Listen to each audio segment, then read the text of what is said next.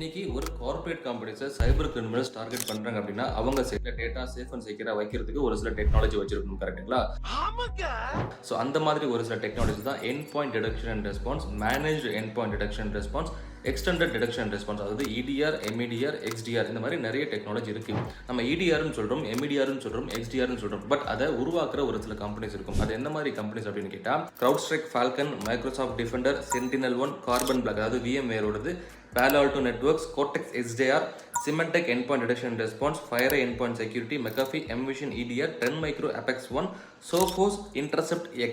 So இப்போ நான் சொன்ன இது எல்லாமே தான் ஒரு EDR. ஃபார் எக்ஸாம்பிள் இன்னைக்கு ஒரு கம்பெனியில் நீங்கள் போறீங்கன்னா Sentinel-1 அப்படிங்கிற ஒரு டெக்னாலஜி வச்சிருப்பாங்க. ஒரு சில இடத்துல Palo Alto அப்படிங்கிறவங்க வச்சிருப்பாங்க. அப்படியே ஒரு சில இடத்துக்கு போனீங்கன்னா Microsoft Defender இருக்கும், CrowdStrike, Falcon இருக்கும். இந்த மாதிரி நிறைய டெக்னாலஜி இருக்கும். ஸோ இன்கேஸ் நீங்கள் சைபர் செக்யூரிட்டியில் போறீங்கன்னா இந்த எல்லா டெக்னாலஜியை பார்த்தையுமே கொஞ்சம் ரிசர்ச் பண்ணி அதை பற்றி லேர்ன் பண்ணுங்க.